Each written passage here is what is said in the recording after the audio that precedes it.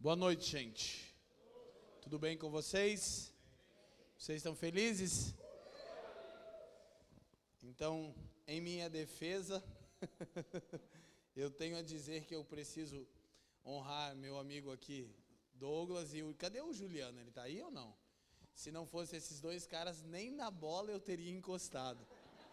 Mas graças a Deus o Senhor levantou dois servos, um apóstolo e um profeta no meu ministério. E eu acabei fazendo um gol. Eu não sei se o Norton fez gol, mas eu, fiz gol e fiz uma jogada lá que, irmão, esse dia, deixar para depois. Gente, muito feliz de estar aqui. Quem estava conosco ontem, erga sua mão bem alto, por favor. Uau! Quem não estava, erga sua mão. Ok, onde vocês estavam? É a pergunta que vai ficar no ar, né? Gente, então, nós tivemos um tempo muito bom. A palavra de ontem vai para as mídias sociais? Vai? Sim? Sim ou não? Sim? No canal do YouTube, tem isso? Da Igreja Vida, como é o nome do canal? Igreja Vida RS. Eu queria te estimular a ouvir a palavra de ontem. Eu acho que umas 2 horas de ministração, de ensino, foi mais ou menos isso? Eu realmente não sei. Chegamos em 2 horas ou não? Porque menos do que 2 horas não vale nem começar a falar, né, irmão? Porque, glória a Deus. É ou não é, Moacir? Obrigado. Eu estava sentindo falta do Moacir. Ontem a digníssima dele estava aqui, mas sem ele não é a mesma coisa. Agora eu estou me sentindo lá, irmão Nilton, meus amigos, né? E agora que essa igreja aqui já era uma bênção, mas agora com essa transição ficou mais bênção ainda, né? Não quero dizer nada com isso, mas... Cadeira, gente. Eu quero que você ouça a palavra de ontem, porque nós fizemos uma exposição muito condensada do Evangelho, e ela é a base para aquilo que eu quero falar hoje. Então, assim, embora vai ser possível... Pode baixar o microfone aí, Augusto. Embora vai ser possível você compreender a palavra de hoje, com a palavra de ontem, ela ganha muito mais peso e autoridade para você ter uma visão muito mais clara. Então, durante a semana, dedique um tempo para escutar e ouvir a palavra nos canais aqui da Igreja Vida. Gente, eu estou muito feliz, acabei de fazer um post aqui de todo o coração. São praticamente já 10 anos de relacionamento e eu, assim, sou muito estimulado, muito abençoado. Minha família lembra de vocês com muito amor, com muito carinho. Hoje, a comunhão que começou comigo se estendeu a outros irmãos. Vocês têm recebido os nossos irmãos aqui. Felipe e Ju foram tão amados entre vocês, estavam até falando em mudar para cá, né? A única coisa que não muda porque é a gente do outro lado, né? Se não fosse a gente, eles mudavam, mas como eles congregam com a gente, aí não muda. E a gente não deixa. Mas a gente está muito feliz com isso. Eu quero saudar, tenho meus amigos aqui, o pastor Marcelo. Os irmãos vieram de Brochir. Olha só. Por favor, fiquem em pé, irmãos. Onde que é Brochir, ninguém sabe, mas... São amigos que o Senhor nos deu, estão trabalhando com a igreja do Senhor lá, caminham junto a nós. Vieram nos prestigiar. Eu disse para vocês no canto e vou dizer publicamente, essa aqui é a minha família, eu tenho liberdade. É muito mais do que uma igreja que eu gosto, é a nossa família aqui no Rio Grande do Sul e a gente quer estimular que vocês estejam juntos, amém? Obrigado. Tem mais alguém de outra cidade conosco aqui? De onde vocês são, irmãos? Gravataí, bem-vindos. Quem mais? Gravataí, uhul! Cadê? Canoas, aleluia. Vocês são de Canoas também? Quem mais? Não? Miraguaia é a terra do avivamento. Cadê os irmãos do Miraguaia aqui? Deixa eu ver. Osório, Cará. Aleluia, glória a Deus. E cadê o flamenguista? Ah, não. O Josué teve um surto lá quando o Gabigol fez 2 gols no final do jogo. Então, gente, que bom a gente estar aqui reunidos. Então, antes de eu começar a compartilhar, trouxe nosso material. Esse material é fruto de 12 anos ensinando o tema Propósito Eterno. É o primeiro material que produzimos com o nosso time de ensino. Só tem 9 livros, porque eu vim de uma outra viagem. Está ali na Vida Stores, ali você veio, a missionária moderninha veio comigo, e o pastor Cielo também, se você precisar. débito ou crédito. Deixa eu só te falar algumas coisas importantes. Cosmovisão profética, um olhar a partir do propósito eterno. Quem sabe o que é cosmovisão aqui? Levante sua mão. Cosmovisão é uma palavra composta, cosmo e visão, ou seja, visão de cosmos, visão do mundo. Preste atenção aqui, por favor. Todos nós temos uma cosmovisão, mesmo que você não esteja familiarizado com o termo. Cosmovisão é a base sobre a qual você interpreta o mundo ao seu redor. Todos temos uma cosmovisão. Preste atenção. A maioria de nós tem a cosmovisão formada pelo nosso histórico familiar, ou seja, a família na qual nascemos e crescemos, ela forma a nossa cosmovisão, ela nos dá uma lente para interpretar o mundo, para determinar o valor de cada coisa, para determinar os absolutos. E também é bem comum a nossa cosmovisão, preste atenção, ser afetada pela sociedade, pela cultura que estamos inseridos. Então, nós passamos a interpretar o mundo ao nosso redor, a determinar valores e absolutos pela sociedade que forma a nossa cosmovisão.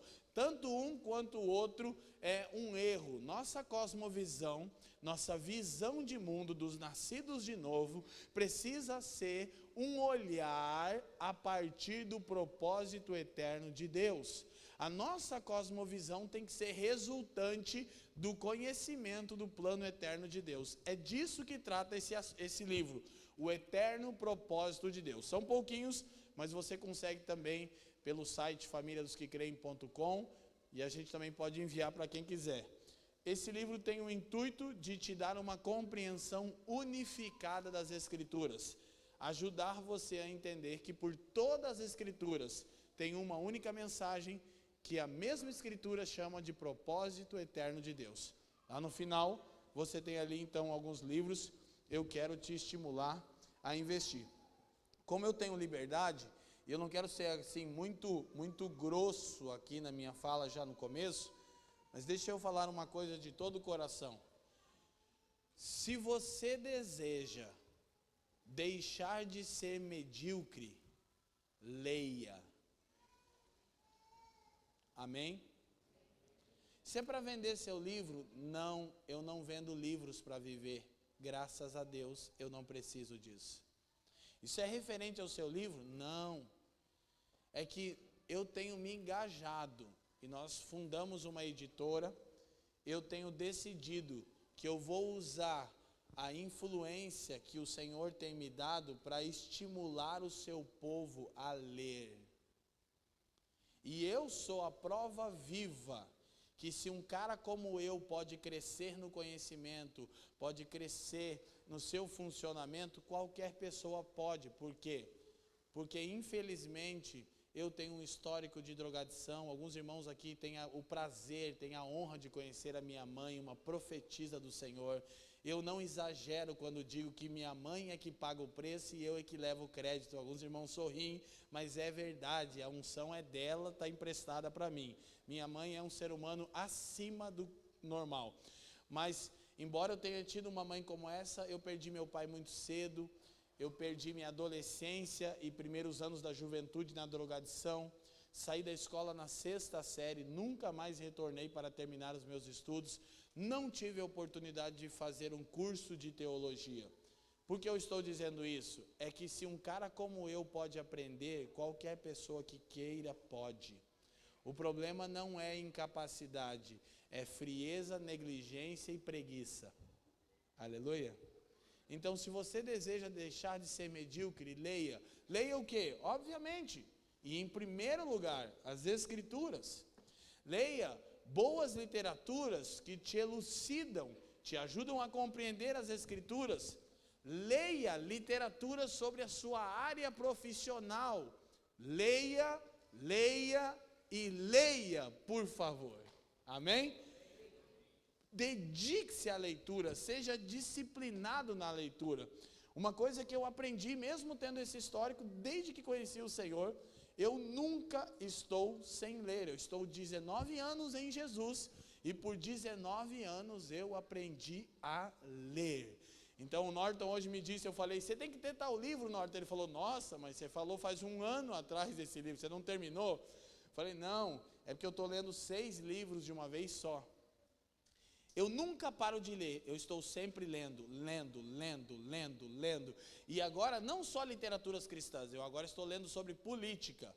Por que eu estou fazendo isso? Porque eu não vou deixar ninguém pensar por mim.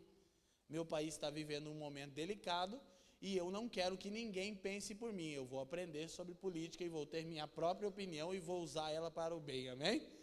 Então leia, amém? Glória a Deus. Deixa eu tomar uma água aqui. Gente, hoje a palavra é mais curta, mais sucinta. A palavra de hoje deve durar em torno de 10 a 15 minutos. Amém? A introdução é que pode ser grande.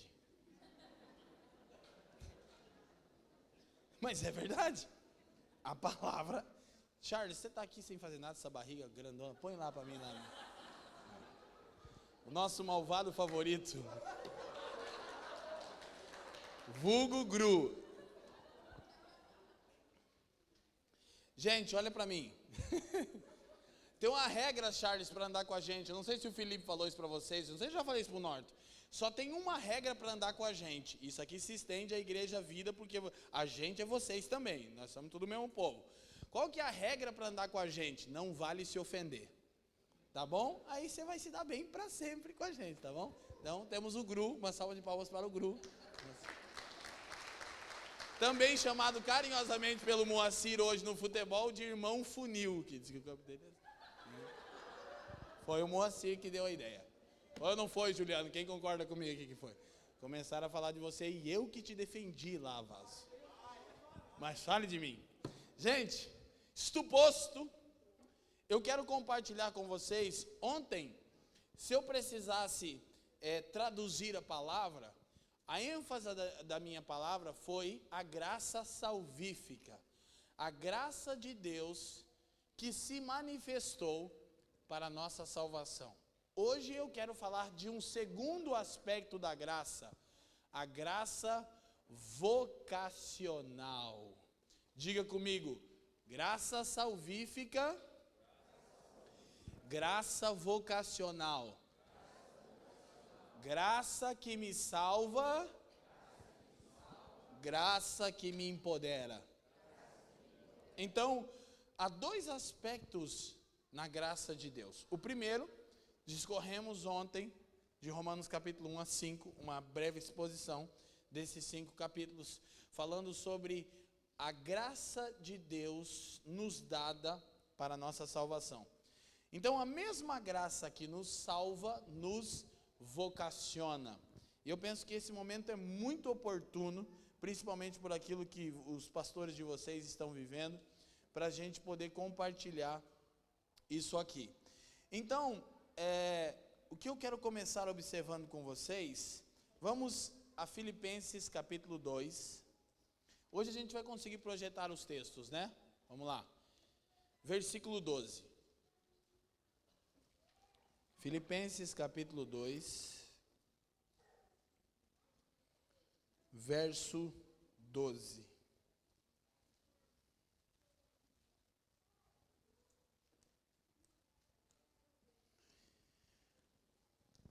As escrituras dizem assim, uau, são 2 versões aqui, que beleza. Assim, meus amados, como sempre vocês obedecem. Oi, Jesus. Inverteu.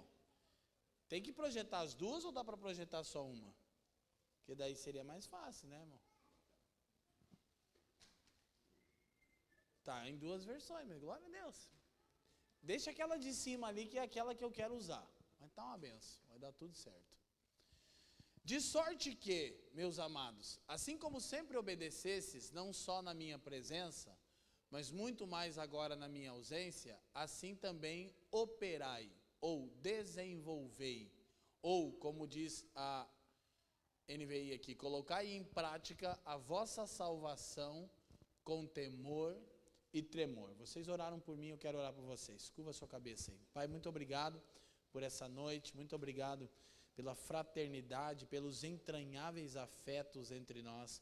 Obrigado porque nós nos sentimos amados por você e nos sentimos amados uns pelos outros. Obrigado porque estamos aqui reunidos em santos de 3 ou 4 cidades e o que nos reúne nessa noite é o seu Filho. Ele é a pessoa mais especial entre nós. Pai, eu quero te pedir que você caia sobre nós com espírito de sabedoria e de revelação, a fim de que os olhos do nosso entendimento sejam iluminados e possamos compreender a real esperança da nossa vocação e qual é a nossa herança entre os santos. Que nenhuma palavra se perca, mas que tudo seja proveitoso para a nossa edificação, maturidade, para o cumprimento da nossa vocação e para a glória do teu nome. Nós oramos no precioso nome do seu Filho Jesus. Amém e amém.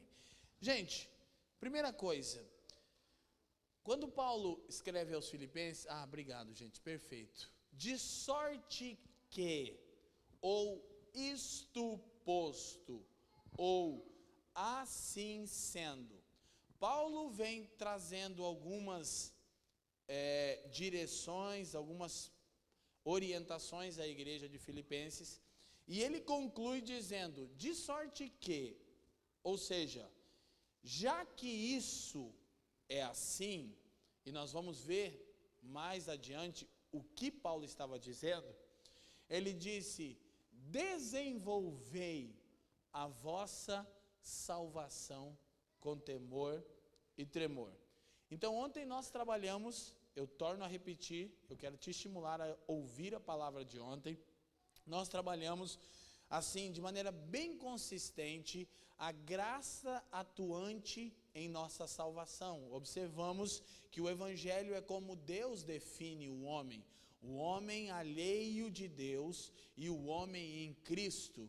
E nós vimos como Deus empregou o seu poder para nos salvar pela graça mediante a fé. Trabalhamos essa verdade de maneira muito consistente.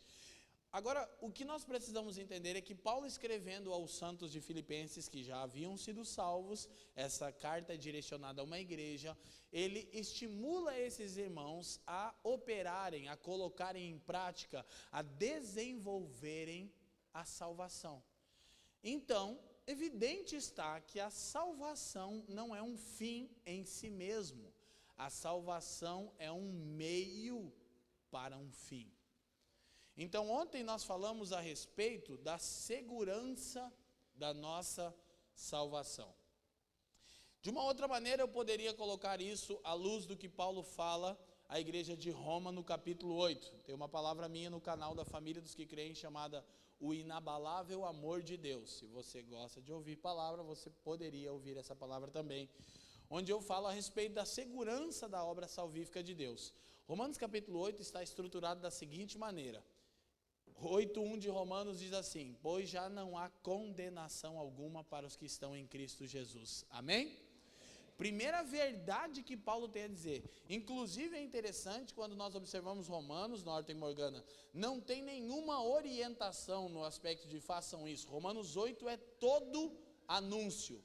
É Paulo falando o que Deus fez, não tem nada que precisa ser feito, ele só está falando o que Deus fez.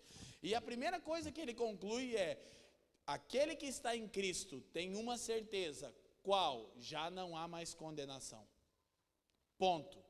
E o capítulo termina, dos versículos 35 a 39, com uma segunda e ainda mais forte expressão.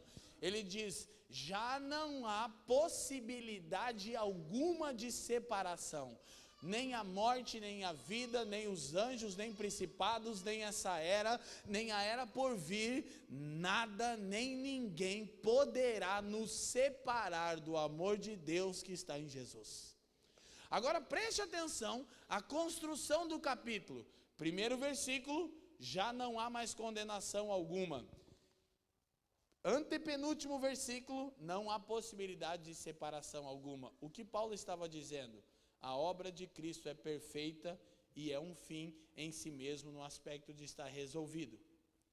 Porém, ele diz outras duas coisas tão importantes quanto no meio do capítulo. Verdade que não há mais condenação para aqueles que estão em Cristo. Verdade que não há possibilidade que eles sejam mais separados de Cristo. Porque eles não estão em Cristo pelo seu desempenho, estão em Cristo pela graça e pela fé na obra de Deus. Amém? Mas no versículo 2, Paulo diz: também não há mais escravidão alguma ao pecado. Então, a obra de Cristo lida com a nossa culpa legal, não há condenação. A vinda do Espírito lida com a nossa corrupção interior, não há mais escravidão alguma ao pecado.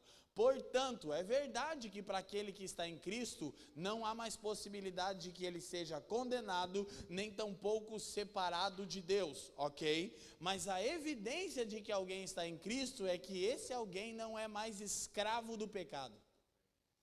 Então Paulo continua o capítulo, e no meio do capítulo 8 ele vai dizer que a clareza final de alguém que está em Cristo é ser guiado pelo Espírito de Deus. Ele diz: pois todo aquele que é guiado pelo Espírito de Deus, este é filho de Deus. Então, isso está muito claro nas Escrituras.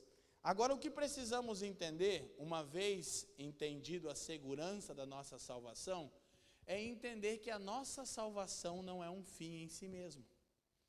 Porque se só entendermos a segurança da nossa salvação, sem entendermos o objetivo dela, corremos o risco de cairmos numa vida leviana sem temor de Deus.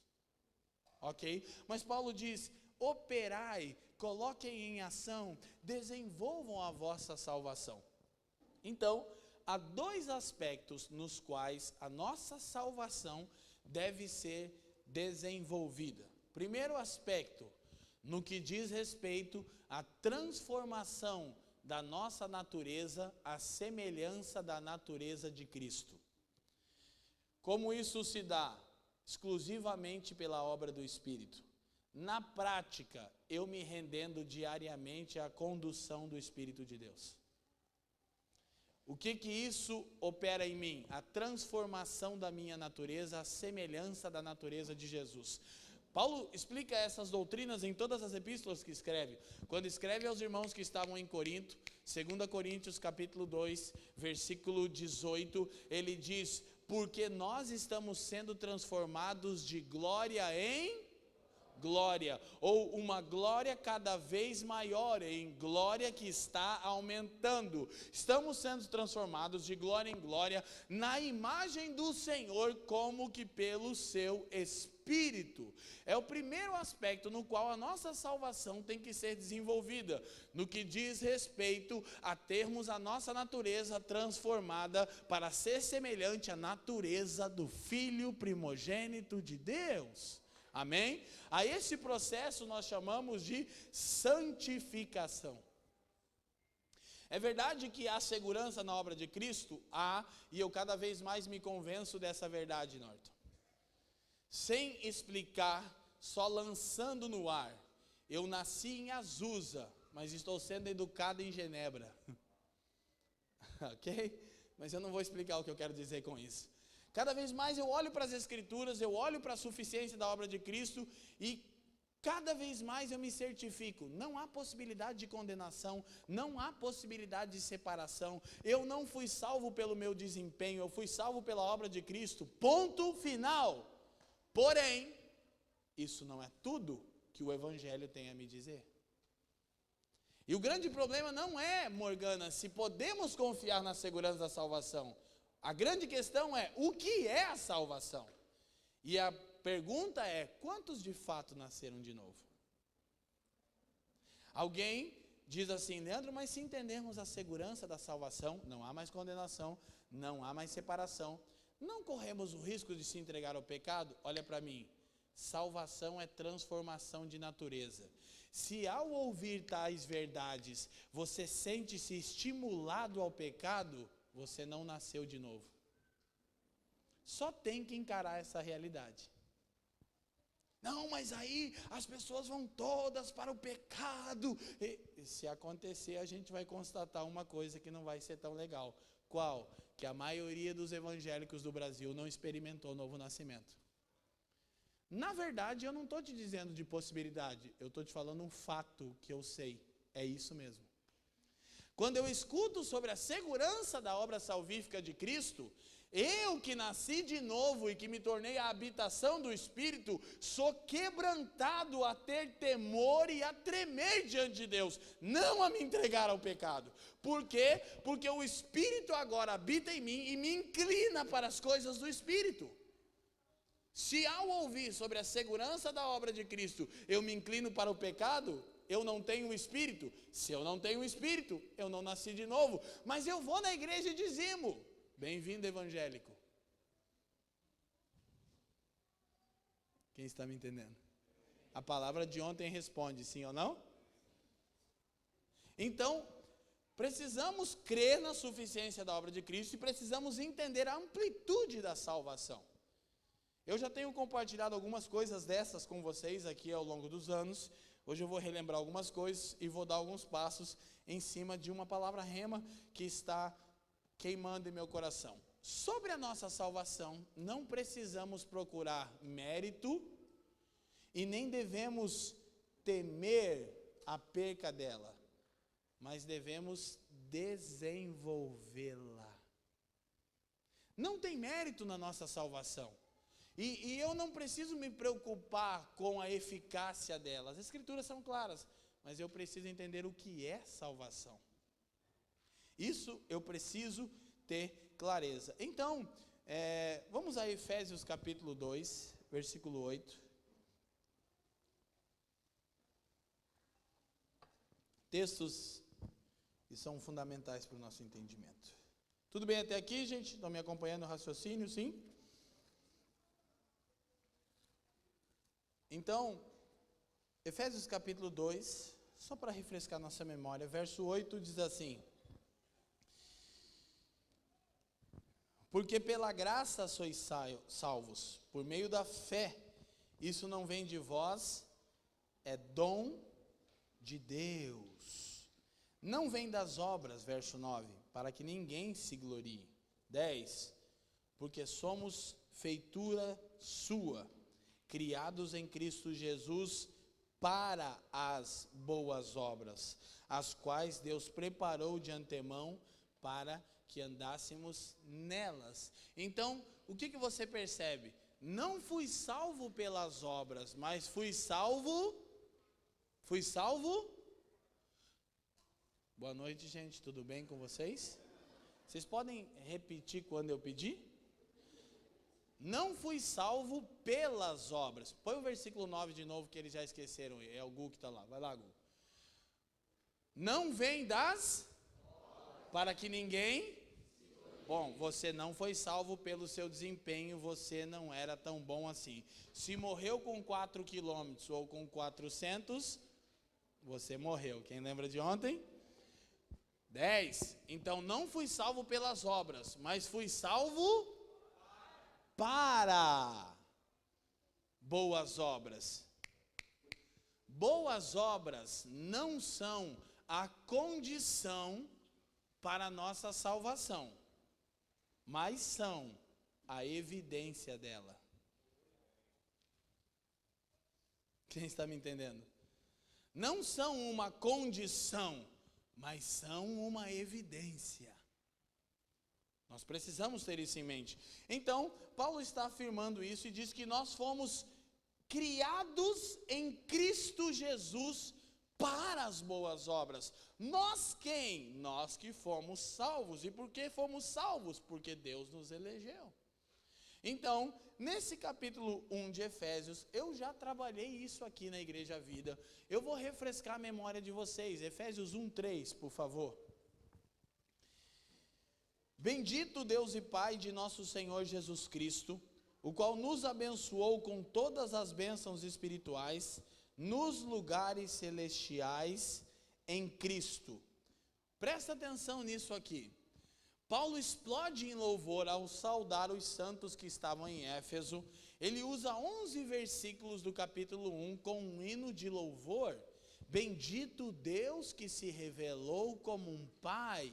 Nessa expressão, Paulo já está falando muito sobre o eterno propósito de Deus. Qual? Ele é um pai, portanto, deseja uma família. E ele diz que nos abençoou com todas as bênçãos espirituais nos lugares celestiais em Cristo.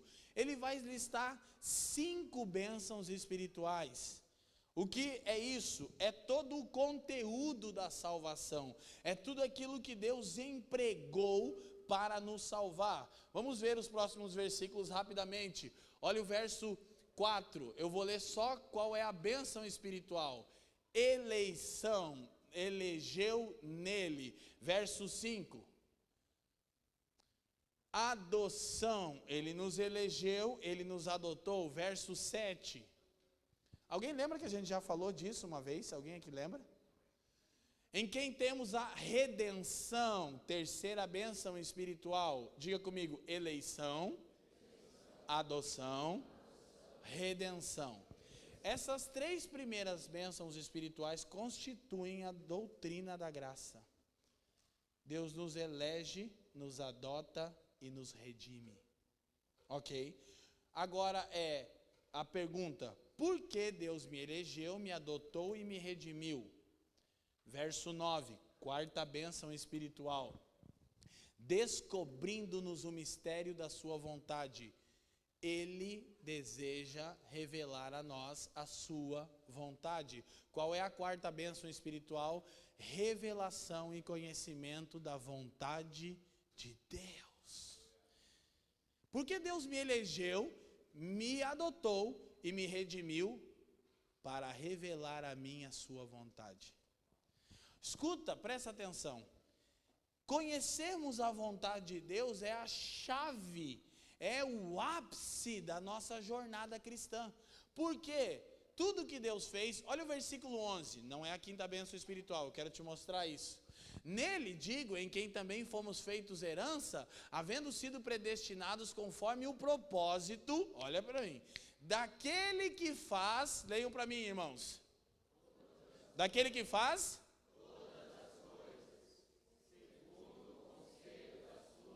então, tudo que Deus faz para revelar a sua vontade, não para demonstrar o seu poder. Qual é o problema dos crentes? Eles buscam Deus para ter experiências de poder. Eu quero... Como é que eu passo a crer em Deus? Quando eu vejo poder. Se eu estou numa reunião como essa, e eu estou aqui como um incrédulo, mas eu quero sentir o poder... Porque se eu sentir o poder de Deus, eu vou crer em Deus. Mas Deus não faz nada para demonstrar poder. Mas tudo que faz para revelar sua vontade. Qual deveria ser o alvo da nossa busca espiritual? Experimentar poder? Não. Conhecer a vontade. Agora, qual é a chave? Você é um cessacionista, Leandro? Não. Eu sou um continuista, eu creio na continuidade dos dons espirituais, mas o grande lance é que o poder de Deus se manifesta com um único intuito. Qual? Cumprir a vontade dele. Quando eu conheço a vontade de Deus, o poder de Deus se manifesta para que sua vontade seja feita na terra como é no céu. Mas nós ficamos procurando experiências com o poder de Deus a fim de firmarmos a nossa fé no que Deus pode e não no que Deus é. Paulo diz que tudo, olha só, não são algumas coisas. Todas as coisas que Deus fez para revelar a sua vontade, não para demonstrar o seu poder. Ele não tem crise de identidade. Os crentes pensam que Deus está em crise e ele fica mostrando poder porque ele gosta de impressionar pessoas, e quando ele faz uma coisa portentosa, os crentes dizem: uau, tu és Deus, fortão, e ele diz: agora estou me sentindo melhor. Inclusive, por uma falta de compreensão do que é propósito eterno, a gente acha que Deus nos salvou porque ele sofre uma crise de amor e de aceitação. Ele não se sente amado e nem reconhecido. Então ele salvou a gente. Para quê? Para amar a ele e para reconhecer a ele. Para quanto tempo isso vai durar? Para sempre. Como é que vai ser? Ele vai dar uma roupa de batismo para cada um de nós, e a gente vai ficar em cima de uma nuvem na frente dele para sempre dizendo, fortão, poderosão, musculoso. Aí ele vai dizer, agora estou me sentindo melhor, estava aqui me sentindo rejeitado. Não, Deus é adorado e reconhecido desde a eternidade passada. Que a eternidade passada é um tempo, como nós conhecemos, ainda nem existia. 24 anciãos, 4 seres viventes, miríades de seres angelicais olham para ele e diz, não há ninguém como você. Tu és santo. There is no I like you. Ele não está com um problema de reconhecimento. E outra, mas Deus não sentia falta de ser amado? Não. Ele tinha um filho que o amava plenamente por todas as eras. Por que Deus nos salvou? Para revelar a nós a sua vontade. Então, essa é a chave. Aí a quinta bênção espiritual, versículo 13. Vou fazer o checklist, terminamos, e aí a gente... Em quem também vós estáis, depois que ouvistes a palavra da verdade, o evangelho da vossa salvação, e tendo nele também crido, fostes selados com o Espírito Santo da promessa. Quinta bênção espiritual. Eleição, adoção, redenção, conhecimento da vontade de Deus e o Espírito Santo como um dom. Agora escute, preste atenção, embora eu já tenha dito, julgo ser necessário dizer de novo nessa construção de entendimento, o Espírito Santo não é dado a nós para demonstrar poder, o Espírito Santo não é dado a nós para que sintamos um arrepio na nuca, que forte. Não. A maior manifestação do Espírito Santo não são dons, sinais ou prodígios. A maior manifestação do Espírito Santo é tornar uma pessoa semelhante a Jesus. Qual é a vontade de Deus? Ter uma família de filhos semelhantes a Jesus. Para quê? Para que essas pessoas desfrutem do mesmo tipo de relação que Jesus tem com ele, comunhão plena. Amém? Como que ele fez isso? Nos elegeu, adotou, redimiu, nos revela a sua vontade e nos dá o seu Espírito que nos transforma dia após dia até que sejamos como seu Filho. Então, por isso que Paulo tem um hino de louvor na sua boca. Bendito o Deus e Pai. O que Paulo tem em mente? Ele nos deu tudo. Qual é a chave? Compreendermos. Então, vocês já sabem disso. Eu sei que quando Paulo termina de listar as bênçãos espirituais, o que são bênçãos espirituais? Escute. São todos os recursos que Deus nos deu graciosamente em Cristo, para que por intermédio do Espírito nos tornemos e cumpramos aquilo que originalmente Ele nos criou para ser e fazer. Entendeu? Não, né? Vou repetir. Morgana, isso é tão... Irmão, vou falar, deixa eu voltar a ser o Leandro, eu estava muito educadinho aqui. Deixa eu te falar, gente, as coisas básicas da fé nos parecem difíceis. Isso aqui é beabá. Não tem nada de muito profundo no que eu estou dizendo.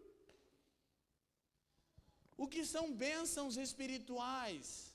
São todos os recursos que Deus nos deu graciosamente em Cristo, para que por intermédio do Espírito nos tornemos e cumpramos aquilo que originalmente Ele nos criou para ser e fazer. Amém? Então repete comigo. Diga assim: bênçãos espirituais são todos os recursos que Deus nos deu gratuitamente em Cristo, para que por intermédio do Espírito nos tornemos e cumpramos aquilo que originalmente Ele nos criou para ser e fazer. Amém? O que Paulo quer dizer com isso? Que Deus fez tudo. Isso é incrível, isso é maravilhoso. Isso é muito seguro. Agora, qual é meu ponto? Entendido isso, ou melhor, aí você entende perfeitamente algo. Eu sinto algo semelhante ao que Paulo sentiu. Isso não é uma coisa que você entende no seu intelecto. É uma coisa que tem que descer ao seu homem interior. Tem que percorrer 18 polegadas. Você sabe, 18 polegadas é a distância do cérebro humano para o coração. As coisas espirituais têm que percorrer essas 18 polegadas, saírem do intelecto e caírem no nosso homem interior. Mas Paulo sabe que isso não é algo instantâneo. Portanto, o que ele faz? Ora. O que resta a Paulo fazer? Orar. Eu já disse o que Deus fez quando empregou o seu poder para nos salvar. Tamanha é a necessidade que nós temos de entender isso, que eu vou orar por isso. Versículo 16, do mesmo capítulo. A gente já olhou esses textos. Ele diz: não cesso de dar graças a Deus por vós, lembrando-me de vós nas minhas orações. Primeira coisa, era uma oração incessante. Diga comigo, oração incessante. Uma coisa que nós precisamos ter é orações incessantes, pertinentes à vontade de Deus. A gente ora 2, 3 vezes por uma coisa e para de orar. Paulo diz: irmãos, eu oro todos os dias, a mesma coisa por vocês. Jesus contou uma parábola sobre o dever de orar e nunca esmorecer quando falou do juiz iníquo e da viúva, quem lembra? Então Paulo está orando incessantemente uma coisa. E qual é essa coisa que ele está orando incessantemente? Eu sempre digo, que se tem alguma coisa que Paulo orava constantemente, nós deveríamos dar devida atenção.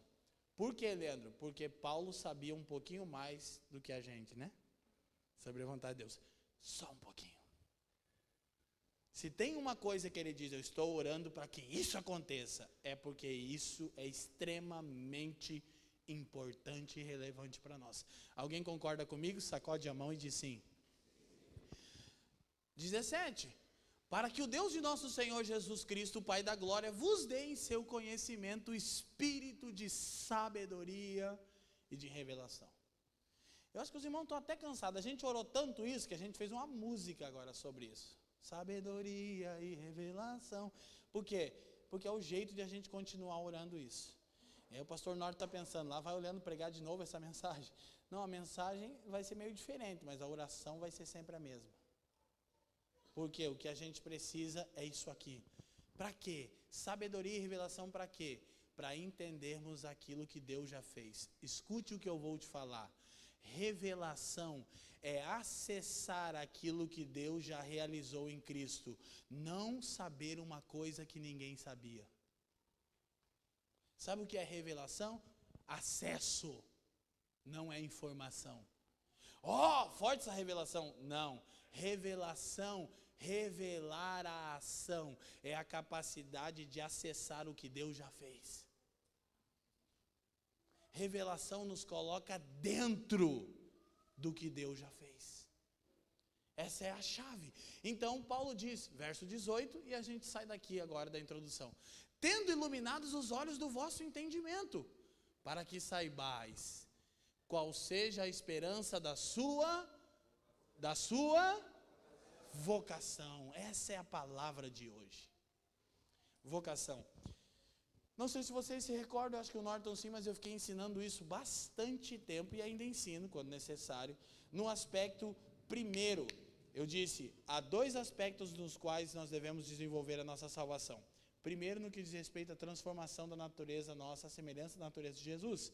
Eu fiquei ensinando isso. Como é que eu concluía? Não é a respeito daquilo que precisamos fazer, é a respeito daquilo que temos que nos tornar. Já entendeu isso, Entendeu isso? Agora vamos falar do que a gente tem que fazer. Só que eu gastei uns 4 anos só falando, não é mais sobre aquilo que fazemos. Virou música. que a gente cansa de falar. Então, Fafi e Jaque me ajudam e cantam isso. Para quê? Até que isso seja internalizado em nós, até que percorra 18 polegadas, deixe de ser uma informação no nosso intelecto e caia no nosso homem interior e nos dê acesso ao que Deus já fez. Revelação é quando você acessa o que Deus já realizou em Cristo e não quando você sabe uma coisa que ninguém sabia. É acesso. Ah, que lindo, Deus nos adotou. Quem sabia que nós somos adotados pelo Senhor? Levanta a mão e diga amém. Ontem nós terminamos cantando a música do meu amigo Tom Molinari, na verdade do Nel Braga, mas ficou conhecida com o Tom. O Pai me adotou. Quem lembra? Quem sabe disso, amém? Olha aqui para mim. E por que você lida com a rejeição diariamente? Simples. Você só sabe no intelecto, não acessou, não te foi revelado, você só leu um versículo. Quando te é revelado, você acessa a adoção. Qual é a prova disso? Você para de ser um tadinho vitimado pelo mundo. Ninguém me ama, meu pastor não me dá oi, meu pai me abandonou. Ah, beleza, cara. Até quando? Até que você tenha a revelação. Vou dizer de novo, revelação é quando você acessa o que Deus já realizou em Cristo, não quando você sabe uma coisa que ninguém sabia. Por isso Paulo está dizendo, não cesso de pedir sobre vocês revelação. E mais, sabedoria. O que é sabedoria? É a habilidade para operacionalizar a revelação. É como colocar aquilo para funcionar. Isso é sabedoria. Você lembra que Salomão diz, 10:10 de Eclesiastes, ele disse, se o machado estiver enferrujado e não se lhe afiar o corte, necessário será bater com mais força. Aí ele conclui, entretanto, a sabedoria resolve tudo com êxito. O que Salomão quer dizer? Não é força, é sabedoria. Afia a ferramenta e bate só uma vez. Nós precisamos de sabedoria. Isto posto, é um tipo de resumo do que eu disse ontem. 2 Pedro capítulo 1, versículo 3. Novos textos para falar coisas velhas.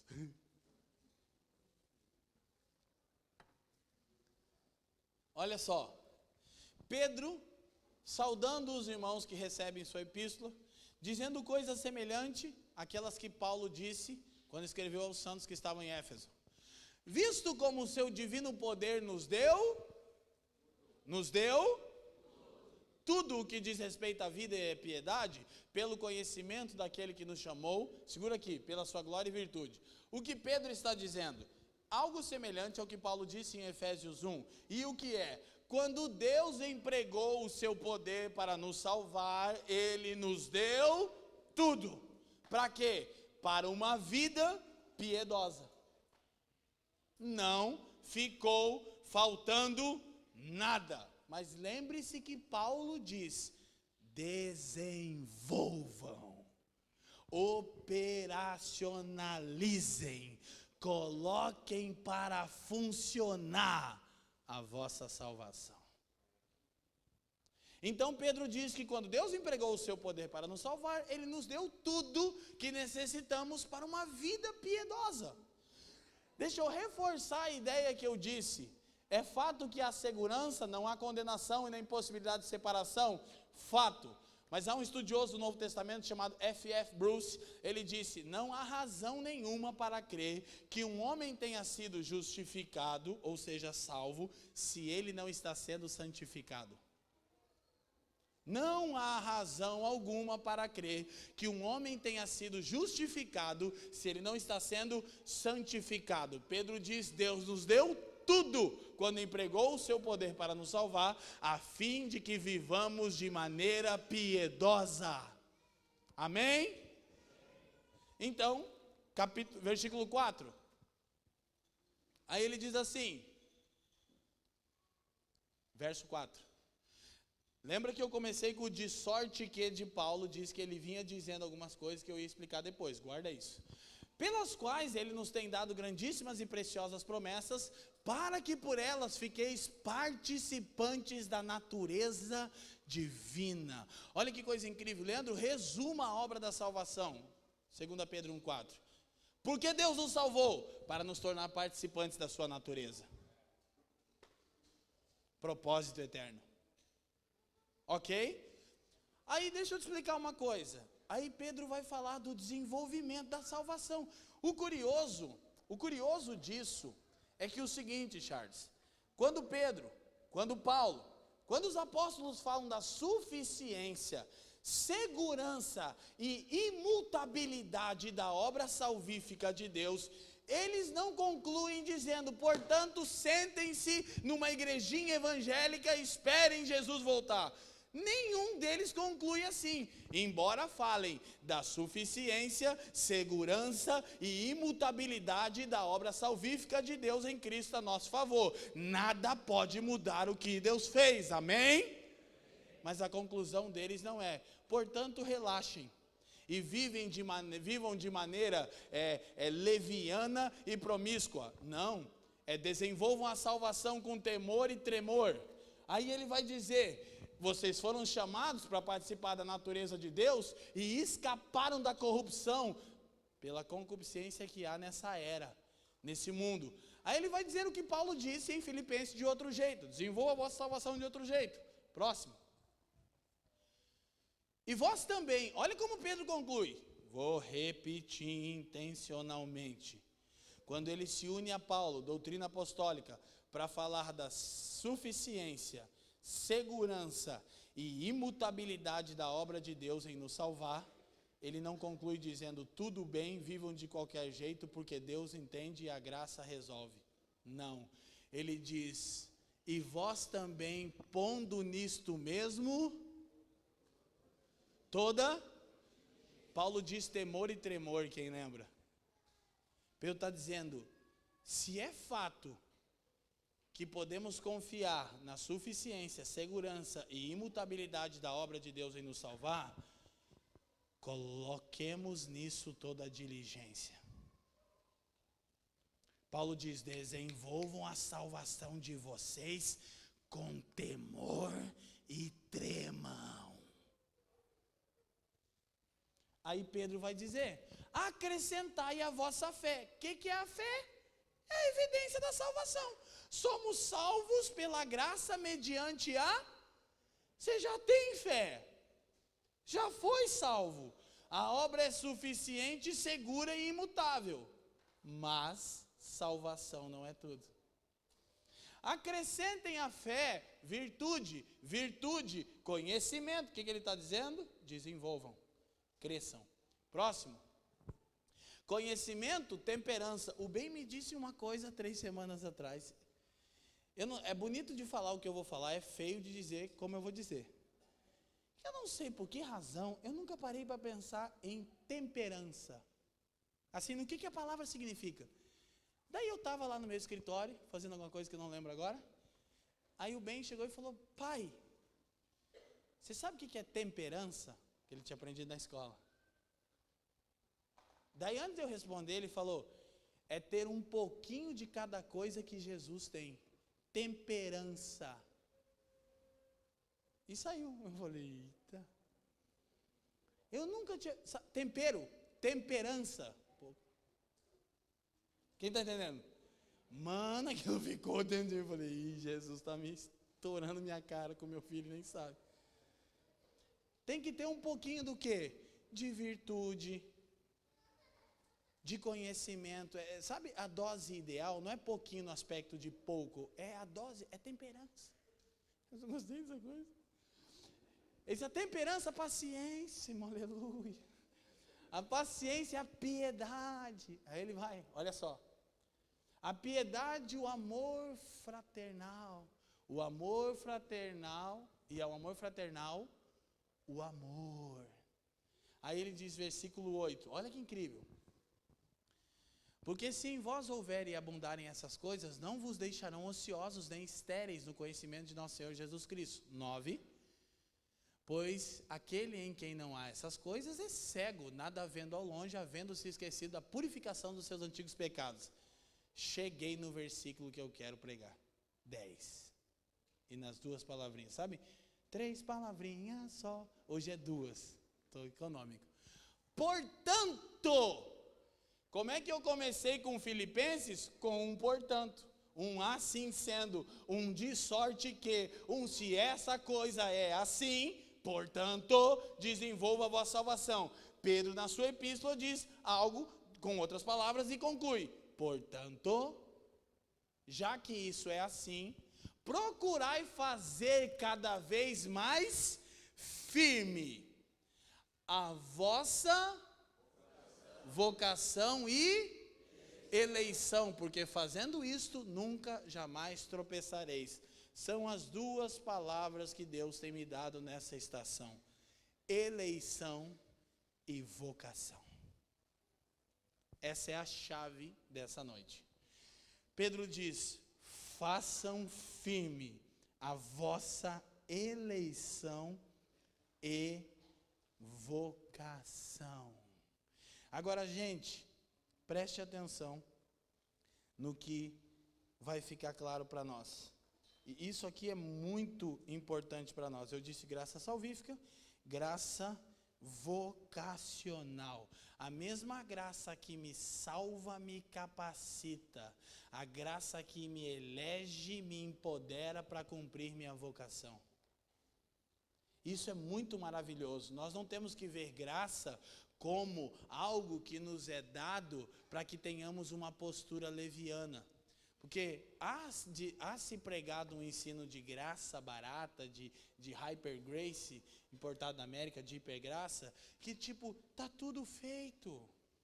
Ai, você pecou, Jesus entende, irmão, tá tudo bem, olha só, senta sua bunda numa igreja evangélica e tá feito.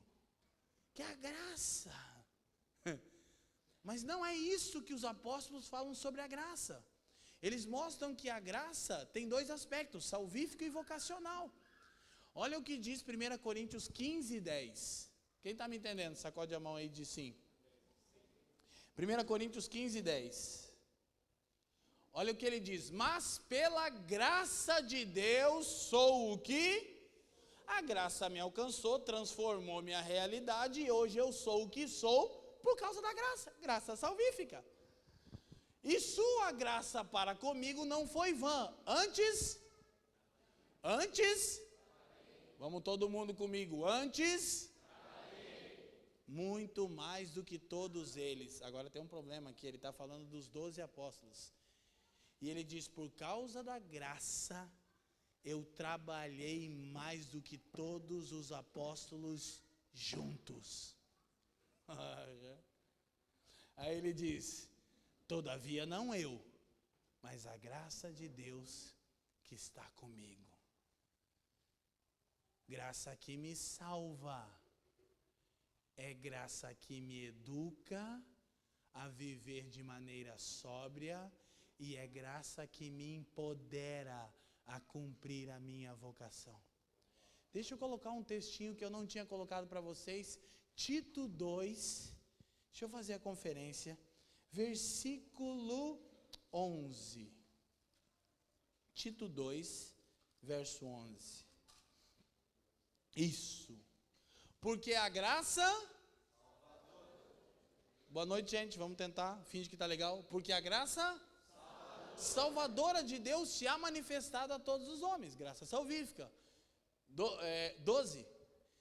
Ensinando-nos a renunciar à impiedade e às concupiscências mundanas, para que vivamos neste presente século sóbria e justa e piamente. Olha para mim, a graça me salva, me educa a viver da maneira que Deus se agrada e me empodera a cumprir a minha vocação. Graça salvífica, graça pedagógica, graça vocacional. Graça salvífica, graça pedagógica, graça vocacional. Quem me entende, sacode a mão e diz sim.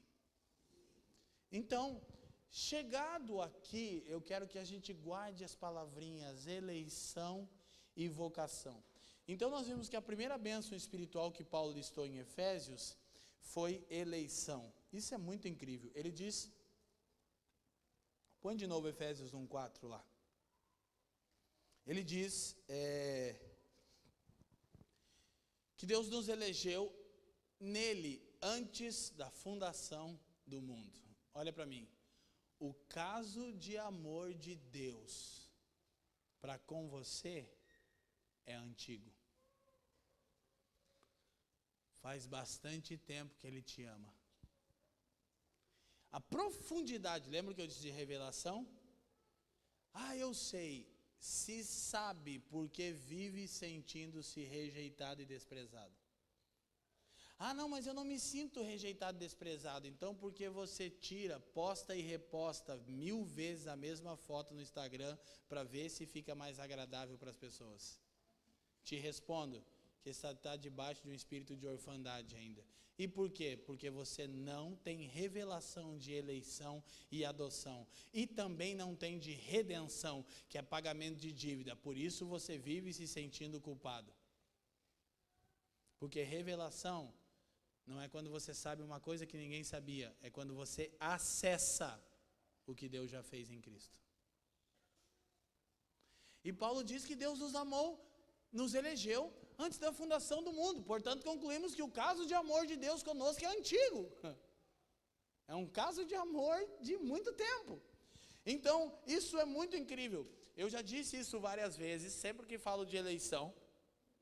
Tem sido uma doutrina que nós temos observado assim de maneira muito persistente, contínua com o nosso presbitério local, que Charles Haddon Spurgeon, o príncipe dos pregadores do século passado, disse a coisa mais incrível sobre eleição que eu já ouvi, a melhor definição que eu já li de eleição, e eu já li bastante coisa. Spurgeon disse assim: eu creio na doutrina da eleição, no fato de que Deus me escolheu e não eu o escolhi. Aí ele diz assim: por quê? Se Deus não tivesse me escolhido, eu certamente não teria feito.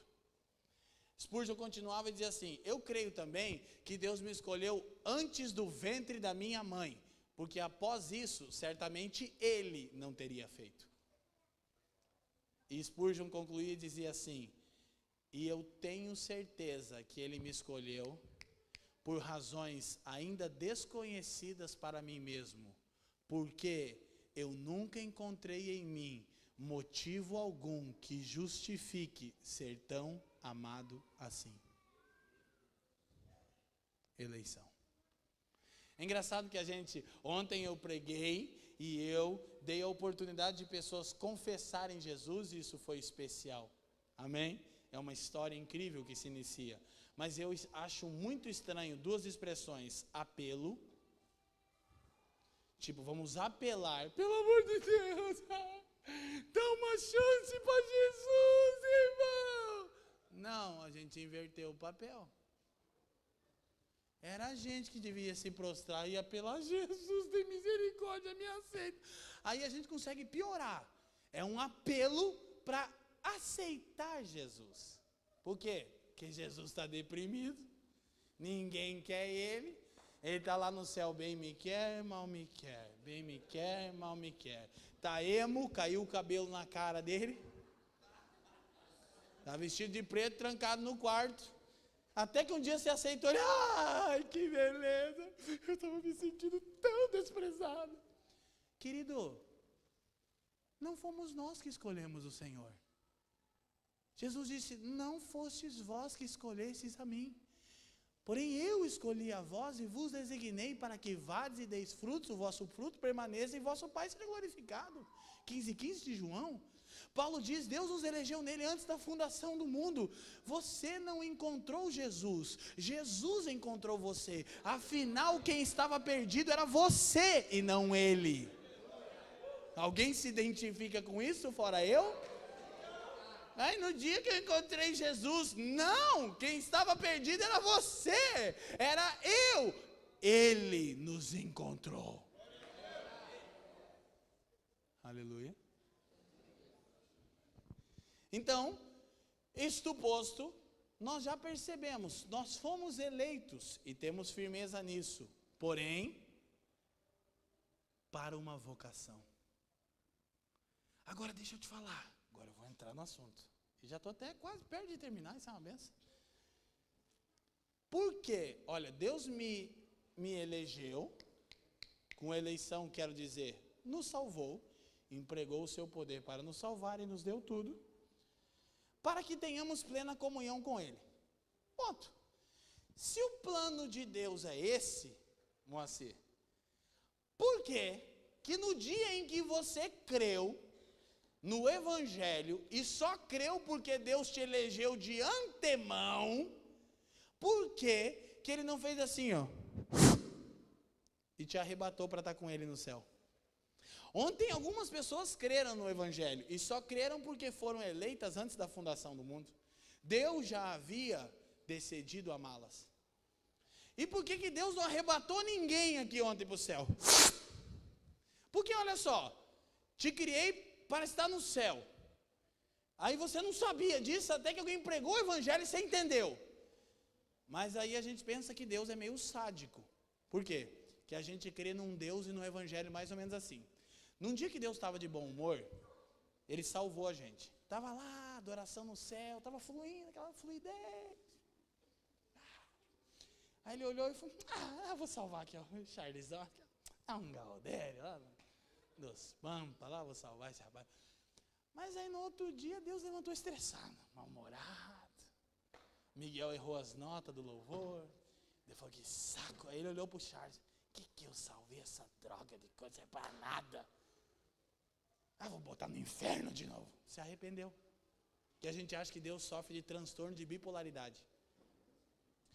Ou a gente pensa assim, que Deus salvou e disse assim, ó, você estava morto, você não podia resolver, eu te salvei. Só que agora, olha para mim, você faça por onde, senão eu te boto no inferno de novo, seu miserável. Aí Deus tem que ser meio louco, meio sádico, porque Ele disse que eu estava morto, se com 4 quilômetros ou se 400, não faz diferença. Afogou, quem lembra de ontem, estava morto em delitos e ofensas, Efésios 2:1.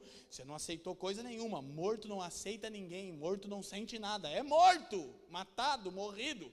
Aí Ele nos elegeu e nos salvou para ir para o céu. Mas por que? Daí Ele fala assim, ó, agora, olha que legal, eu venho sem demora. Mas você faça por merecer, seu miserável. Senão você volta para o colo do Satanás. Aí disse, eu venho sem demora, mas já faz 2000 anos. Tá tirando.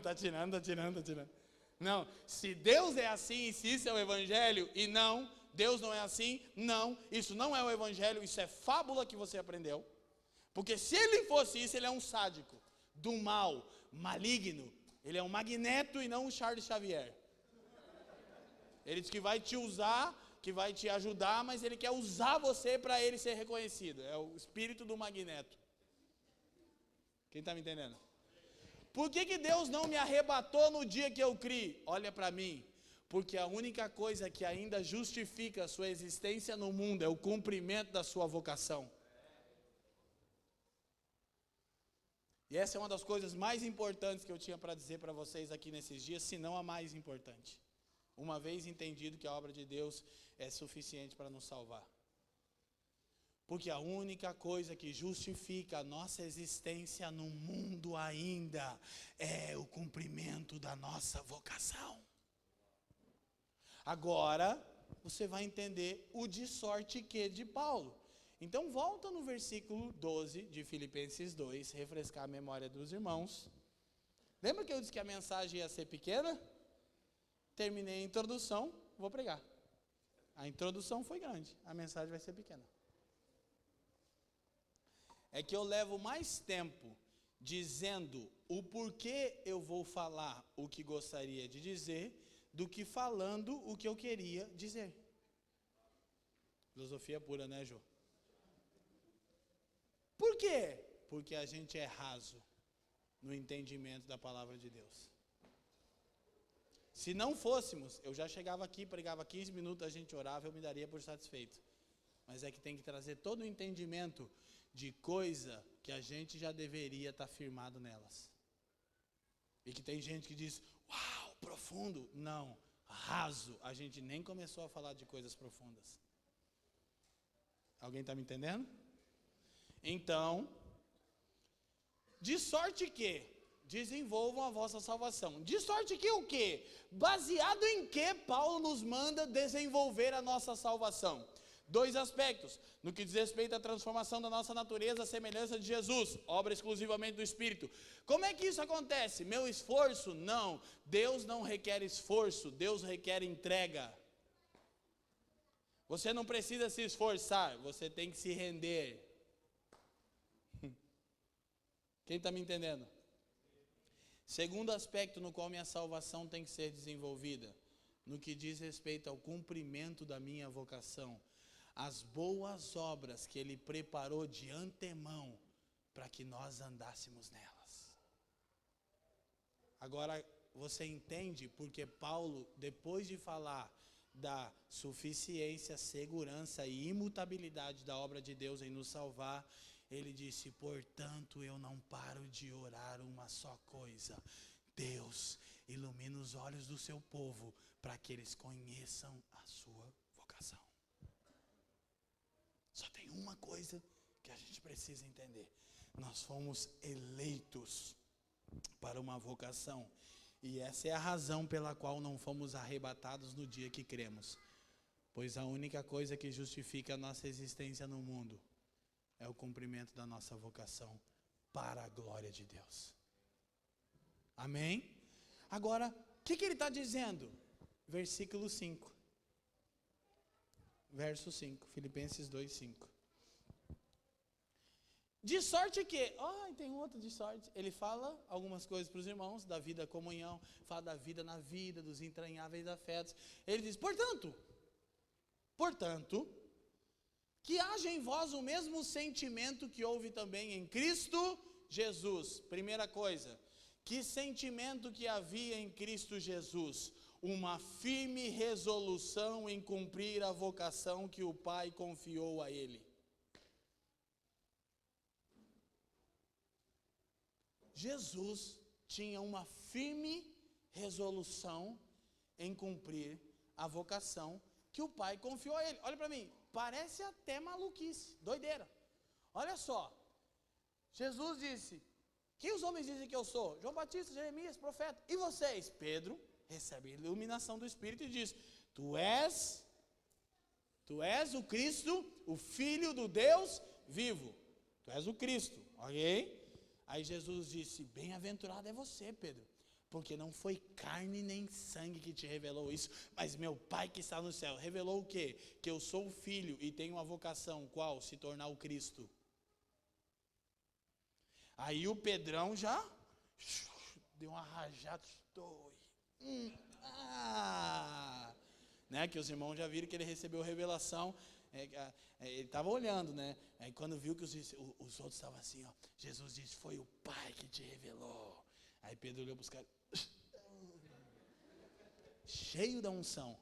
Aí Jesus disse, já que você recebeu revelação de que eu sou o Filho e tenho uma vocação para me tornar o Cristo, eu vou te dizer, nós vamos para Jerusalém, eu vou ser entregue, preso, espancado.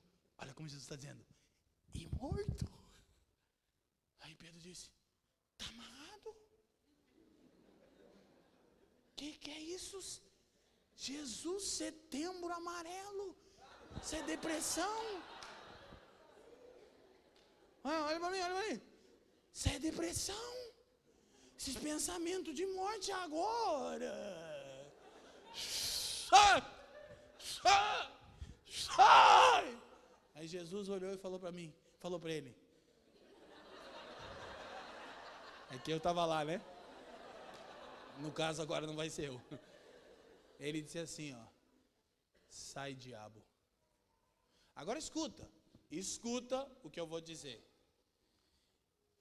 Ele disse assim, porque você não cogita das coisas de Deus, mas das coisas dos...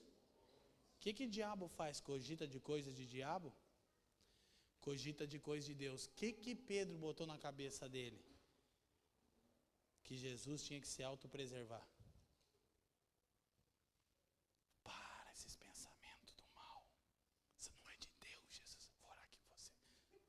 do espírito suicida. Mas Jesus falou com maior empolgação, o cara sabe que eu sou o filho vocacionado a ser o Cristo. Não, parece negócio de morrer. E o que é as coisas dos homens? É isso, é cogitar da nossa autopreservação. É se esquivar, né? É o espírito do Neo do Matrix, os irmãos. Os irmãos vivem. Sou reto. O pastor Norte começa, irmão, o Camboja necessita. Você já está, eu não posso, eu não tenho. Ele não entende que minha vida já é uma droga, agora quer me pedir ajuda para o Camboja. Eu é que sou um cambojense aqui precisando de ajuda. Sabe por quê? Agora o que é isso? Isso é o espírito do anticristo. Anticristo é um espírito contrário que alguém se dê para o bem do outro. É um espírito de autopreservação.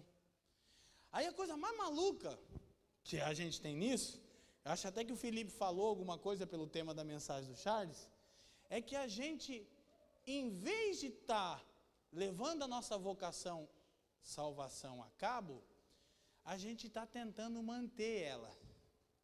Por que a gente não está cumprindo a nossa vocação? Porque a gente está tentando se manter salvo. Vem na igreja, junta aqui, irmão, junta aqui na igreja. O diabo está lá fora, cuidado, irmão. Fica firme para você não perder sua salvação. Mas, curiosamente, Jesus diz, quem tentar salvar a sua vida, está perdendo por quê? Porque você está tentando se salvar. E os anos estão passando. Mas você foi salvo porque tem uma vocação. Por que você não está cumprindo a vocação? Você está preocupado em assegurar sua salvação.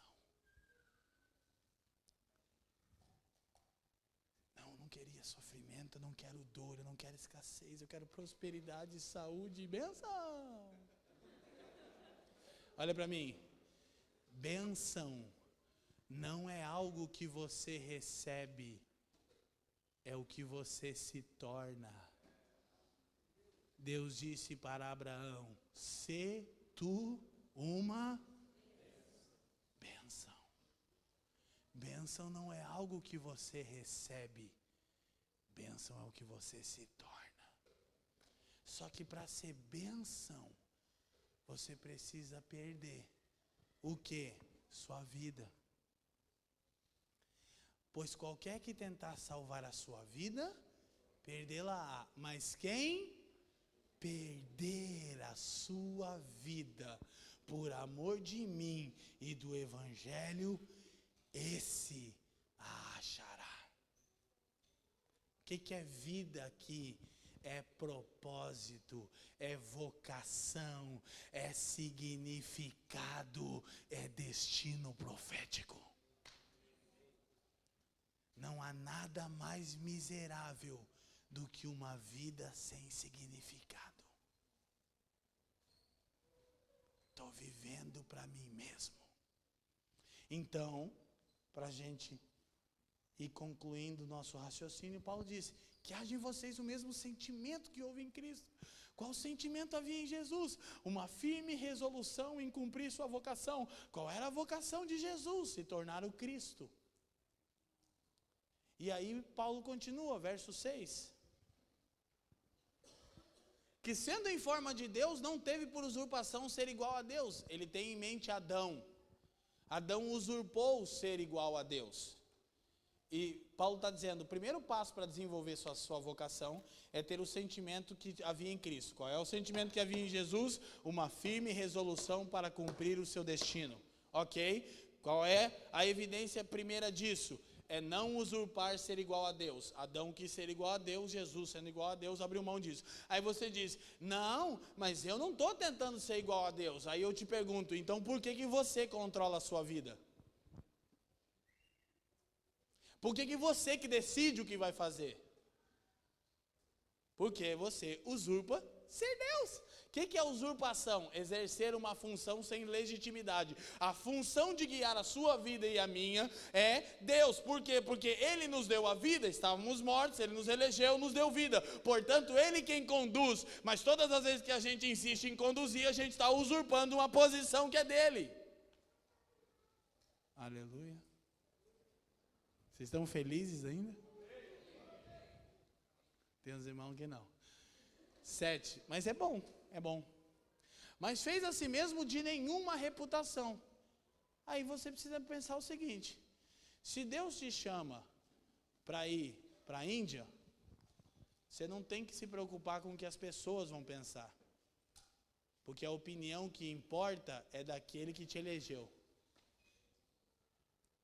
Se Deus te diz para fazer uma coisa, você tem que abrir mão da sua reputação. Porque muito provavelmente não vai fazer sentido para a maioria das pessoas. Quando lá atrás eu dizia que Deus havia me chamado, Norton, e sem entrar em muitos detalhes, quando eu fui pedir a Fran em casamento, você vai ser o quê? Sou pastor. Você trabalha com o quê? Eu cuido de gente. Como é que você vai manter sua casa? Deus é que vai.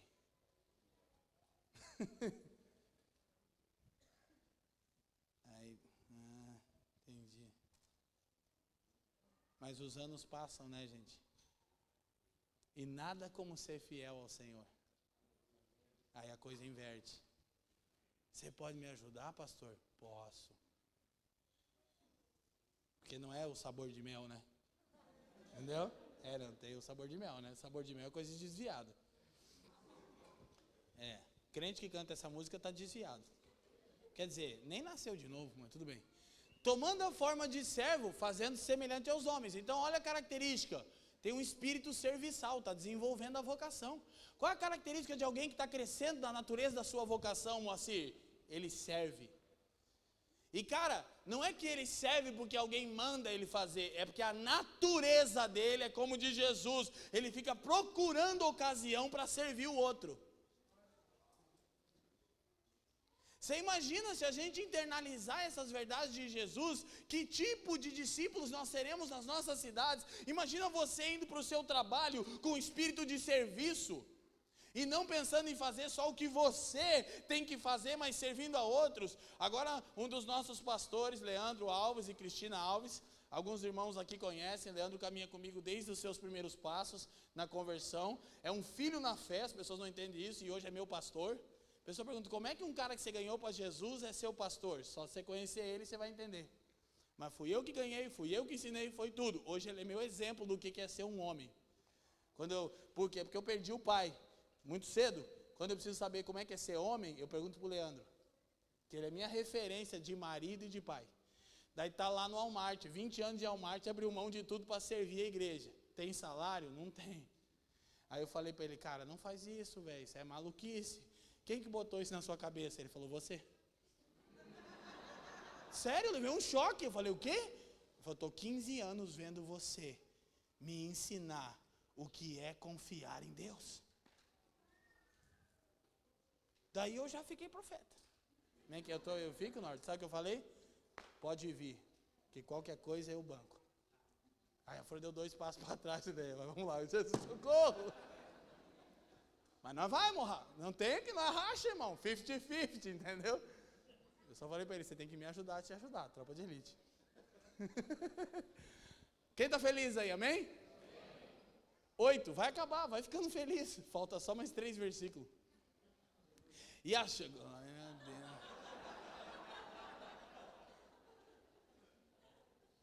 Foi você? Eu não vi quem foi. Se eu visse quem foi, eu ia jogar um raio agora daqui de unção. Senhor, revela. E achado na forma de homem, humilhou-se a si mesmo. Olha a característica da humilhação. Aqui é a chave. Sendo obediente, leiam para mim, irmãos, por favor. Vou tentar de novo. Sendo obediente até a morte de cruz. A firme resolução de Jesus se tornar o Cristo. Como ele se tornaria? o Cristo, como ele cumpriria a sua vocação? Por intermédio de tomar a cruz. Portanto, hoje, a gente ressignifica cruz. Cruz não é sofrimento, cruz é vocação. O meio pelo qual você se torna e cumpre o que Deus originalmente te criou para ser e fazer. Cruz não é sofrimento, cruz é vocação. Cruz não é o seu marido chato, minha irmã. Eu disse isso para a Fran. Cruz não é o seu patrão emburrado. Cruz não é uma possível enfermidade que você tenha lutado. Cruz não é sofrimento. Cruz é vocação. A única forma pela qual você vai se tornar e cumprir o que Deus te criou para ser e fazer. Por isso, aquele que foi obediente até a morte e morte de cruz, aí Paulo vai dizer, Deus o exaltou sobremaneira, lhe deu um nome que está acima sobre todo nome, para que ao seu nome todo joelho se dobre e toda língua confesse. Versículo 12, de sorte que, meus amados. Então, se Jesus, sendo filho, precisou abraçar a cruz para cumprir a vocação, Paulo disse, come on guys, let's go. Desenvolvam a vossa vocação. Como? Tome a sua cruz. Foi ou não foi o que o nosso Senhor disse?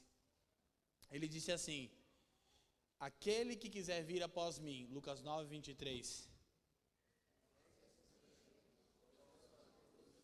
Tome sua. Quer andar comigo? Eu estou indo tomar a minha cruz. Toma a sua. Por quê? Porque há uma cruz que é sua. Há, olha para mim, um meio pelo qual você vai perder a sua vida para ganhar a minha vida. Há um significado na sua existência. Jeremias 1:5 e depois o nosso último versículo de hoje. Que beleza, foi muito mais rápido que ontem. Jeremias 1:5. Esse aqui é pentecostal punk. Esse aqui, quando termina isso aqui nos Gideões, o bagulho enlouquece, né? A tampa da chaleira, aquela... Vocês lembram daquela época que tinha que achar seu chamado na Bíblia?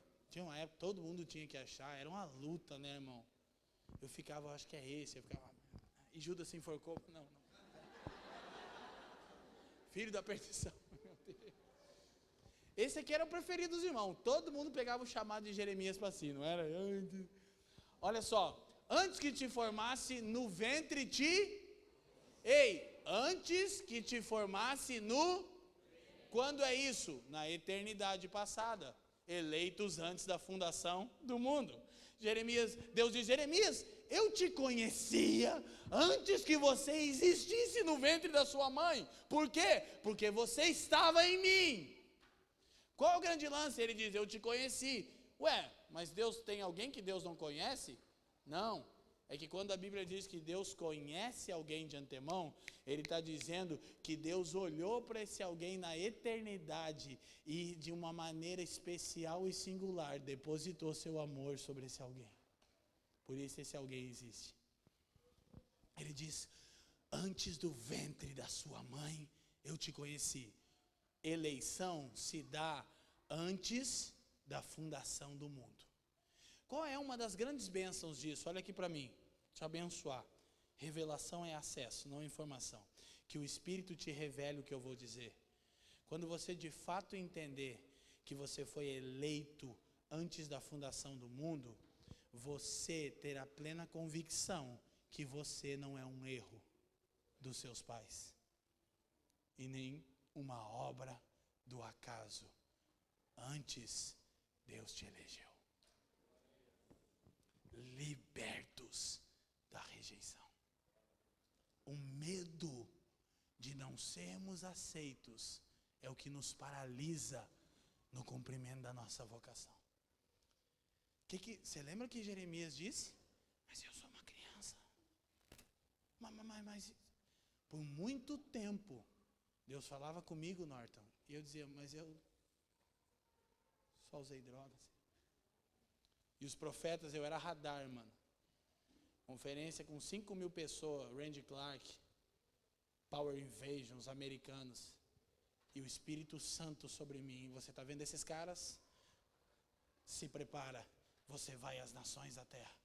E minha mãe dizendo sempre, filho, com 7 anos você recebeu uma profecia. As irmãs do círculo de oração vieram aqui em casa. Eu, pá, cara caveira, irmão. As irmãs do coque chamaram você e ó.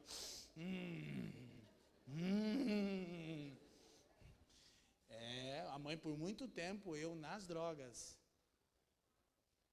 Eu chegava em casa entorpecido, ela olhava para mim e dizia assim, você tem uma palavra profética.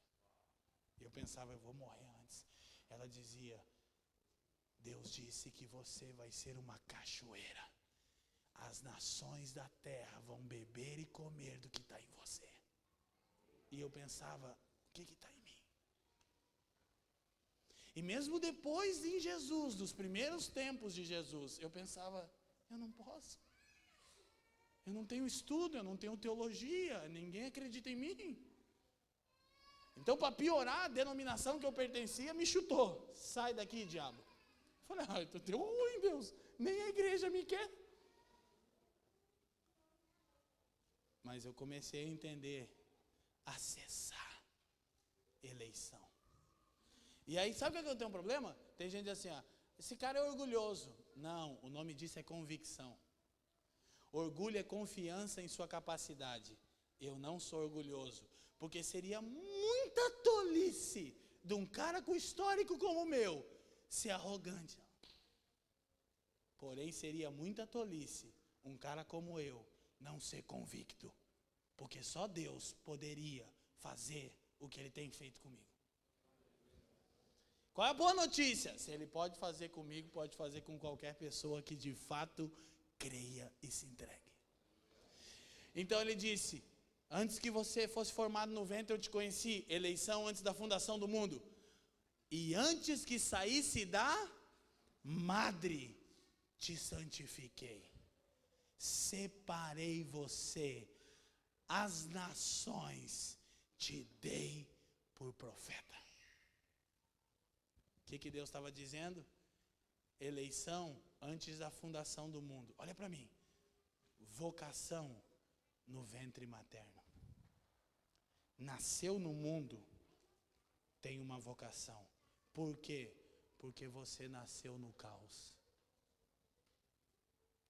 Agora, eu quero que você entenda 2 coisas práticas sobre vocação e a gente vai orar.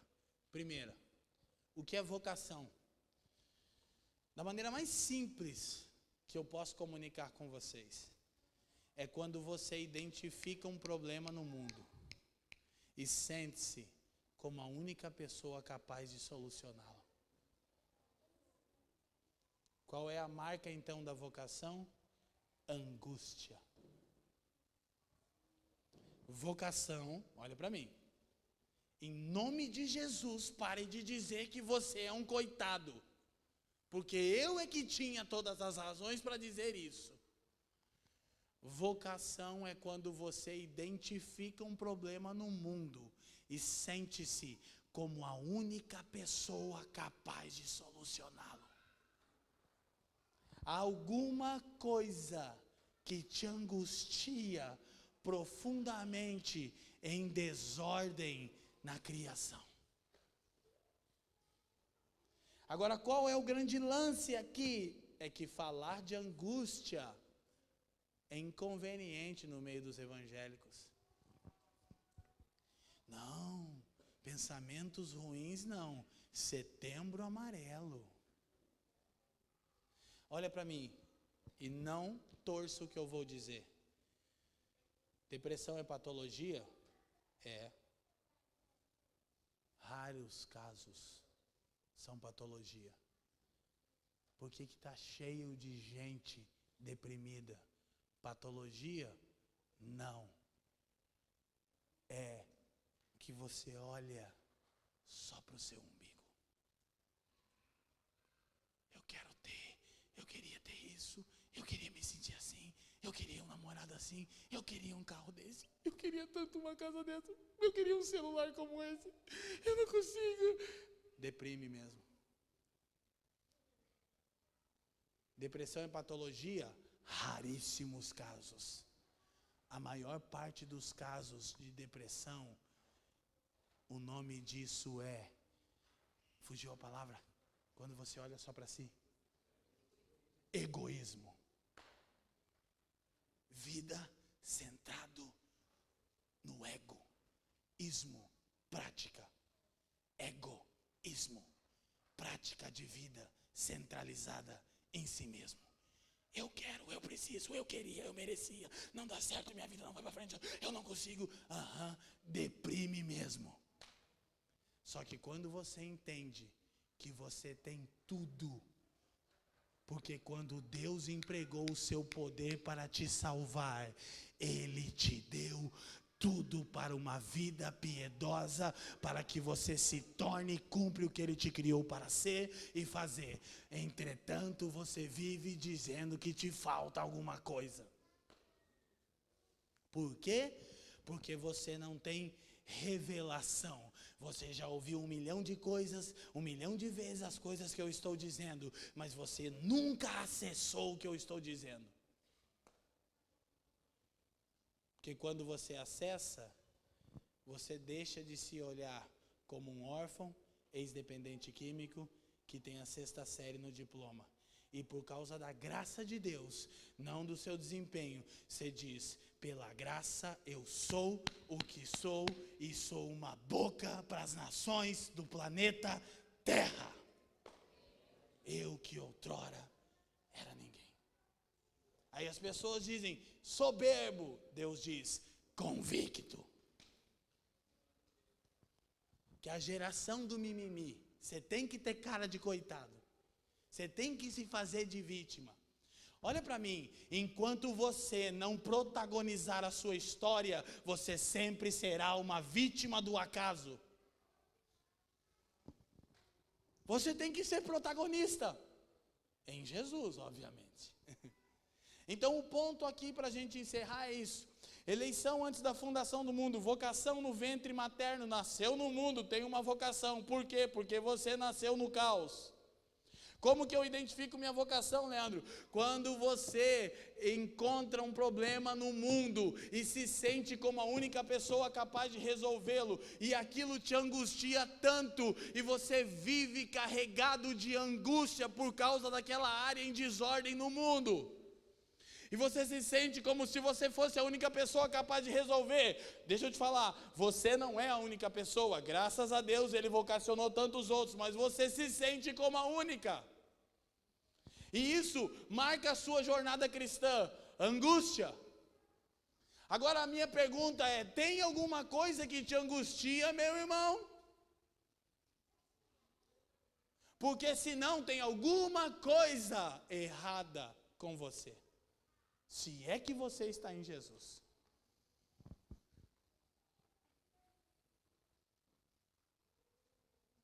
Cada um tem uma vocação.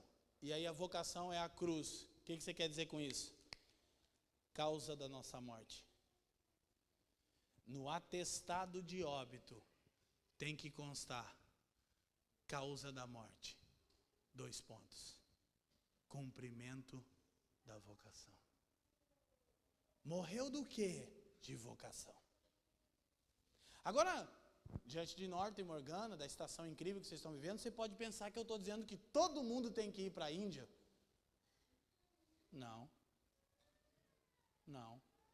Ou você está dizendo que eu tenho que morrer no campo missionário lá no Paquistão, explodir uma granada na minha cara? Seria legal. Mas por que seria? Não, deixa eu te falar. Seria uma alta patente de honra. Porque nem todo mundo é escolhido para ser mártir. Quem nasceu para ser mártir é patente de honra no reino. Se Jesus te escolheu para te explodir em algum país perseguido, você será muito honrado, cara. Se você levar um tiro de 12 de escopeta na faixa de gás, estourar seus miolos, seria muita honra. É sério. Arrancar sua cabeça fora seria incrível. Mas nem todos temos tal honra. Você pode nunca sair de Santo Antônio da Patrulha, mas cumprir sua vocação.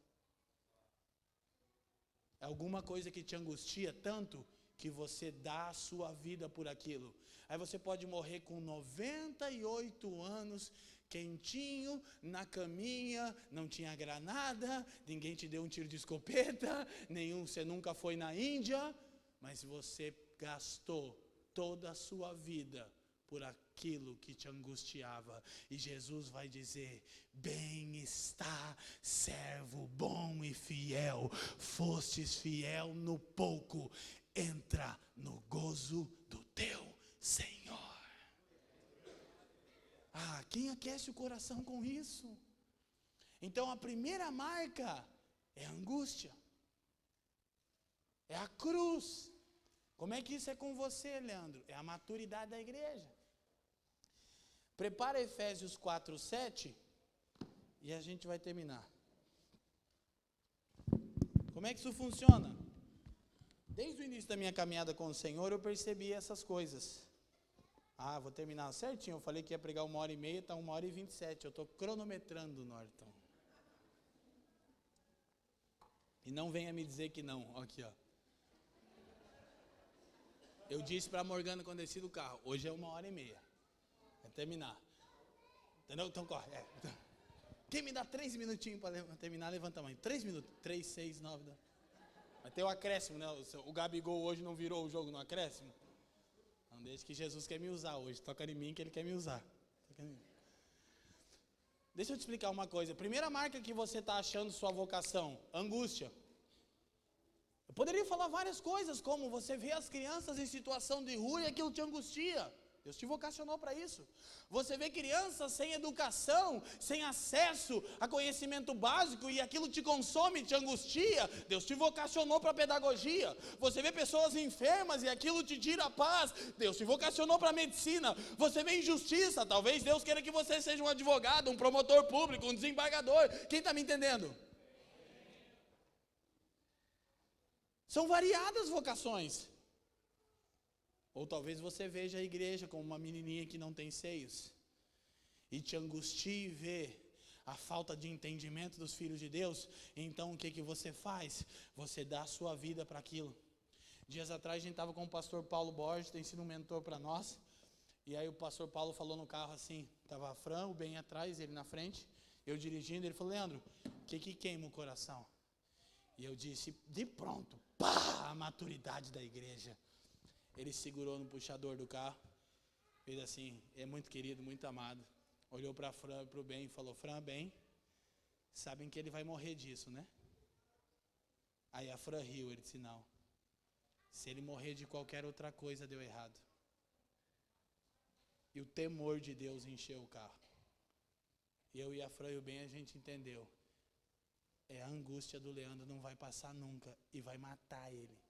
Na hora de Jesus. Como que isso funciona? Diante de Deus, irmão. Eu me desgasto tanto para ensinar, irmãos, que só a Fran sabe como eu chego em casa depois de uma semana como essa aqui. Só a minha esposa, que é uma mulher de Deus, ela fala: eu sei. Tem vezes que eu chego tão cansado que ela nem fala comigo, ela diz: eu sei, você não quer ouvir nada. Eu disse: amor, me desculpa, deixa eu só descansar. E o Ben está ali: pai, vamos brincar. E ela fala: o pai não consegue hoje, filho.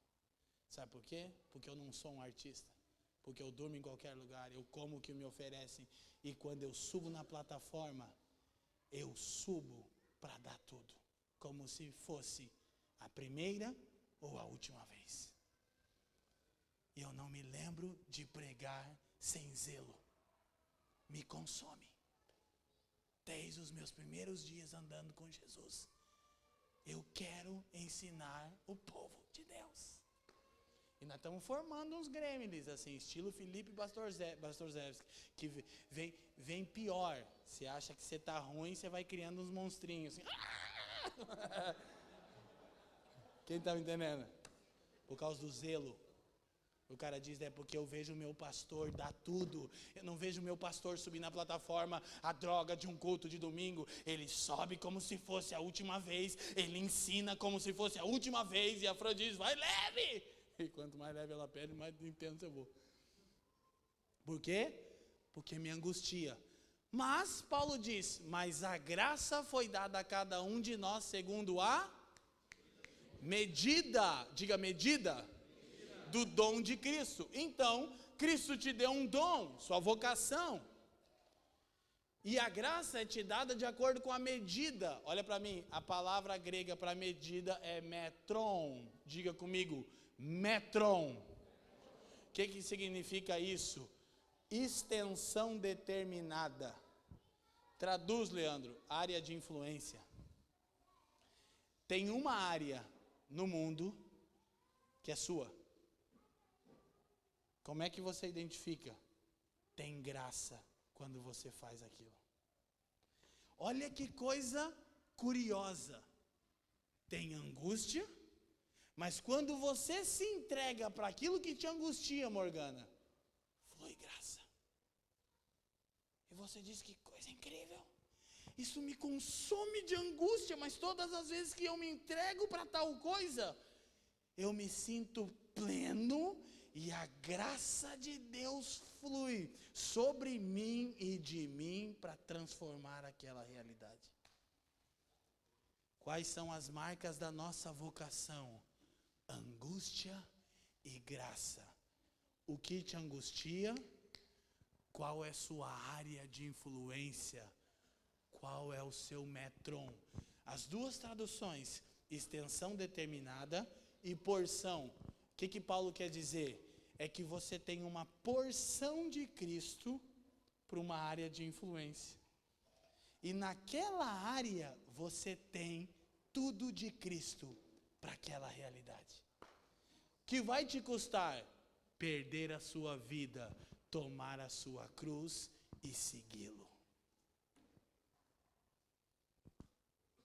Cruz não é sofrimento, cruz é vocação. Eleitos antes da fundação do mundo, vocacionados no ventre materno. Agora eu termino dizendo algo que um dos meus preferidos teólogos disse, N.T. Wright.